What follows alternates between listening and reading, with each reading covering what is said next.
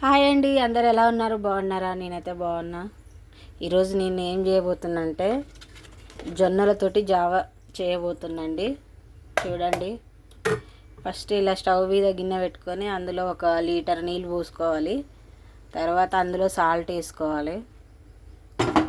ఇగో జొన్నలు అయితే ఇలా పట్టుకున్నాండి నేను పిండిలాగా.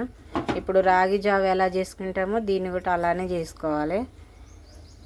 ఇంకా అమ్మ వాళ్ళు అయితే అప్పుడు జొన్నలు నానబోసి పొట్టు తీసి ఇవి మంచిగా పట్టేది కదా. ఇప్పుడు అట్లా అవసరం లేదండి.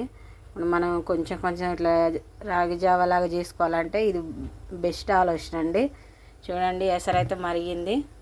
అందులో సాల్ట్ వేసుకుందాం.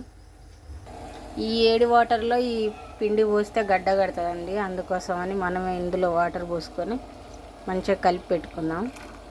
రాగి పిండి లాగానే సేమ్, ఎందుకంటే గడ్డలు గడ్డలు అవుతుంది.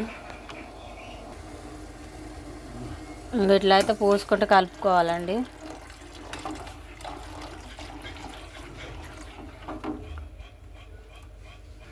చూడండి ఫ్రెండ్స్, ఇలా అయితే అయింది. బాగా కలుపుతూ ఉండాలి, లేకపోతే ఉండలు వచ్చేస్తాయి. ఇది రాగి జావ లెక్క కాదు, ఇది కొంచెం గడ్డలు కడుతుంటుంది అన్నట్టు. ఇట్లా కలుపుతూ ఉండాలి.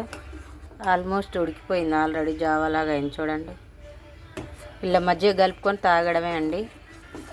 చాలా బాగుంటుంది, హెల్త్కి కూడా చాలా మంచిది.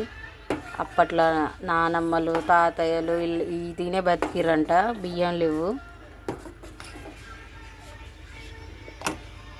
మజ్జిగ కలుపుకొని తాగడమే అండి. సరే, ఓకే, బాయ్. మరి